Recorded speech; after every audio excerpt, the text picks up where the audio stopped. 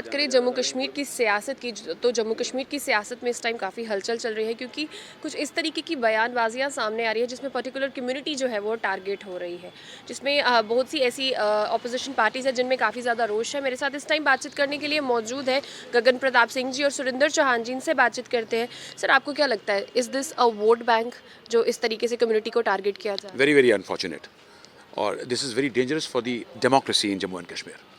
देखिए, पहले एक भारतीय जनता पार्टी के नेता के तरफ से एक कम्युनिटी के लिए बयान आया, और अब अपनी पार्टी के नेता ने भी एक कम्युनिटी के लिए जो है अब शब्द का प्रयोग किया है। अब कहीं ना कहीं ये पार्टी जो है, चाहे वो भारतीय जनता पार्टी हो चाहे अपनी पार्टी हो, ये खेल रही है डिवाइसिव पॉलिटिक्स। ये अब खेल रही हैं, लोगों को बांटने की राजनीति हो रही है। ये फिरका परस्त सियासत की जा रही है, सांप्रदायिकता की राजनीति हो रही है, क्योंकि 6-7 सालों में हुआ कुछ भी नहीं है। आप ग्राउंड लेवल पे देख लीजिए, आप डेली वेजेस का हाल देखिए। अब सबसे पहले let us take the case of daily wages. 70,000 daily wages are languishing on roads. 5-5 साल से उन लोगों को तनख्वाह नहीं मिली है। वो अपने नियमितीकरण की मांग कर रहे हैं, डेली वेजेस की इन्हेंसमेंट की मांग कर रहे हैं, सुध कोई लेने वाला नहीं।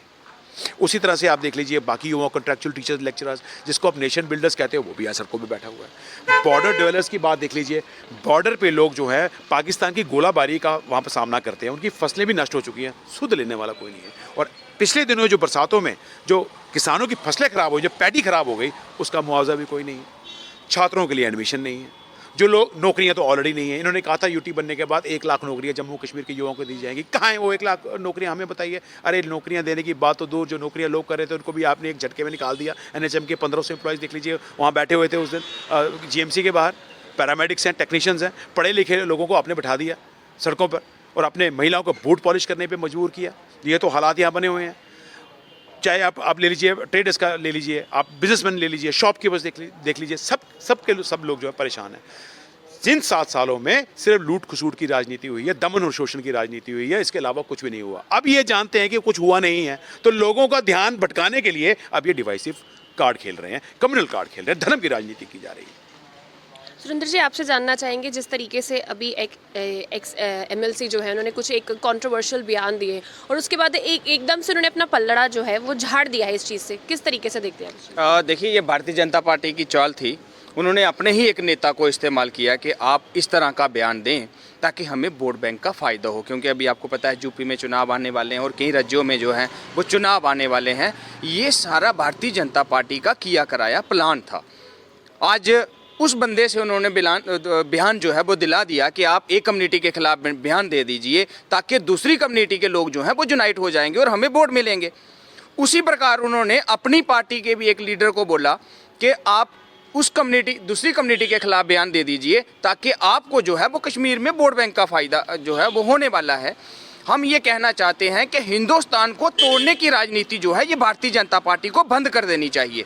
हिंदुस्तान एक गुलदस्ता है, एक सोने की चिड़िया है, जिसमें हर कौम का, हर मजहब का, हर जात का जो है वो अपना अपना महत्व है। हर इंसान जो है वो देश को मजबूत करने के लिए काम करता है।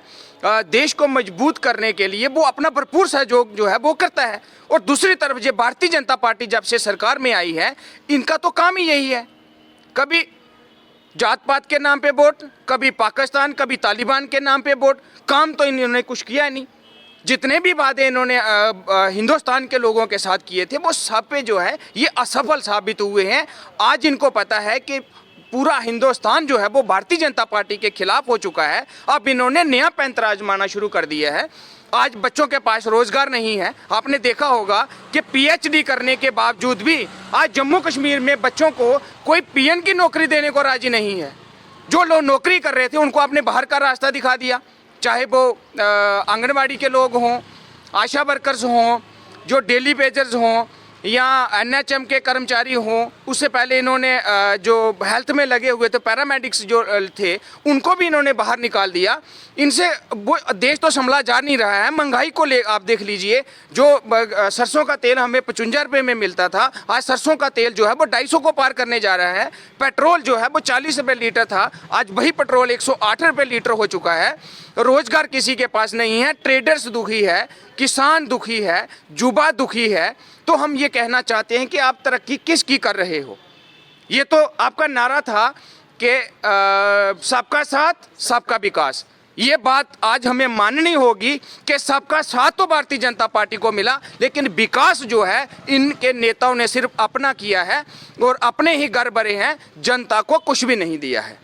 गगन जी, एक टाइम पर अंग्रेज़ों के द्वारा यूज़ की गई थी ये डिवाइड एंड रूल पॉलिसी, तो आपको लगता है कि अंग्रेज़ तो चले गए, अपनी लेगेसी एक यहाँ पर छोड़ गए और अब पार्टीज जो है, जो गवर्नमेंट्स है, वो यूज़ कर रही हैं वोट बैंक लेने के लिए? बिल्कुल बिल्कुल, क्योंकि देखिए हिंदुस्तान जो है हर किस्म के लोग यहाँ हैं। एक हिंदुस्तान जो गुलदस्ता है जिसमें हर धर्म के, हर मज़हब के लोग रहते हैं। तो ऐसा नहीं है, जो हमारा पढ़ा लिखा वर्ग है वो इन सब चीज़ों से सतर्क है।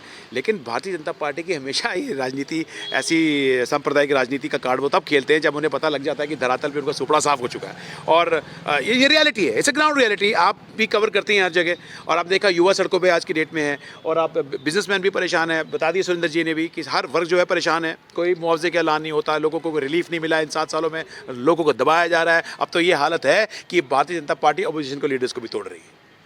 कुछ भी करते हैं, कहते हैं ना, साम दाम दंड भेद, हर तरीके से इस चीज़ को आप राजनीति करो। लेकिन देखिए राजनीति का स्तर गिरा है। ये चीज़ ये दर्शाती है कि जो भारतीय जनता पार्टी है वो मजबूत हो रही है, क्योंकि अपोजिशन पार्टीज़ के जो जितने भी दिग्गज नेता है, कदावर नेता है, वो छोड़कर वो अपनी पार्टीज़ को छोड़कर इनका दामन थाम रहे हैं। देखिए बिल्कुल ऐसा नहीं होता है।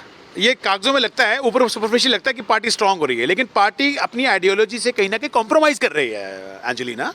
क्योंकि देखिए ये वही लोग हैं जो इनके खिलाफ बोलते थे, और भारतीय जनता पार्टी इनके विरोध में बयानबाजी करती थी। आपने तो इनके नेताओं को कहा ये राष्ट्र विरोधी हैं, देशद्रोही हैं, ये गुपकारी हैं।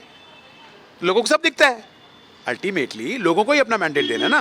न्यायाधीश कौन है? जनता न्यायाधीश है, ये जनता की अदालत है, वो सब देख रही है। पार्टी में आने से, लोगों को तोड़ने से पार्टी मजबूत नहीं होती, पार्टी कमज़ोर होती है। और पार्टी के अंदर का जो एक ऑर्गेनाइजेशन है ना, वो डिस्टेबल होती है, डिस्टेबलाइज होती है। मेरे भारतीय जनता पार्टी में काफ़ी सारे कार्यकर्ता हैं, उनसे मेरी बातचीत चलती है कि वो भी दुखी है। वो कहते हैं यार हमको 20-25 साल हो गए, हमारा गंगा स्नान नहीं हुआ, लेकिन इन लोगों का गंगा स्नान हो रहा है, कहते हैं वो। खैर इनका आंतरिक मामला है, मैं इसमें टिप्पणी नहीं करूँगा। तो ये पार्टी से मजबूत नहीं होती। ये पार्टी के अंदर जो आप जो एक हिटेरियोजेनिटी क्रिएट हो रही है ना, जो डिफरेंट आइडियोलॉजीज का समागम हो रहा है, इससे पार्टी का नुकसान होता है। जोड़ तोड़ करने से पार्टी बनते नहीं है। लोगों के आपने इश्यूज को एड्रेस करना चाहिए था। आपके पास 7 साल थे, जमीनी तौर पे आपने कुछ नहीं किया। जमीनी तौर पे इनका सुपड़ा साफ हो चुका है। Now they have only left with one option, how to divide the people for their petty political gains, for their political interests. लेकिन अब जनता इनको जवाब देगी आने वाले समय में, पक्का। मेरा लास्ट सवाल जी, आपसे रहेगा कि जैसे कि आपका एक लंबा पॉलिटिकल करियर है, इसमें आप एनालिसिस भी करते रहते हैं। व्हाट डू यू थिंक आने वाले टाइम में जम्मू कश्मीर का पॉलिटिकल फ्यूचर जो है वो क्या होगा? Very interesting question. देखिए पॉलिटिकल फ्यूचर तो मैं नहीं बता सकता, लेकिन इतना कहना चाहूँगा कि लोगों को अब भांप लेना चाहिए कि कौन सी पार्टी उनकी आवाज़ बुलंद कर रही है। जम्मू कश्मीर और खासकर जम्मू प्रोविंस जो है हमेशा मार्जिनलाइज रहा है। हमको एक मौका मिलेगा अब, और उस मौके का हमें भरपूर फ़ायदा लेना है। We have to grab that opportunity with both hands now. You have to elect good leaders, you have to choose a good party जो आपकी हितैषी हो, जो आपकी जो एस्पिरेशंस है वो फुलफिल करे, जो आपके जो डिमांड्स है वो फुलफिल करे, ताकि आपको आपका हक और इंसाफ मिल जाए। जिस दिन आप राजनीतिक दानव को अपनी राजनीतिक शक्ति से ख़त्म करेंगे, जिसको हम बोलते हैं वोट की शक्ति, उस दिन आपको हक और इंसाफ मिलेगा। सही माने में लोकतंत्र की जीत उस समय होगी। तो आने वाला फ्यूचर आपके हाथ में है, जनता के हाथ में है। It's not in my hands, it is not in other parties hands, it's in the only in the hands of the people who have to give the decisive mandate in the coming elections to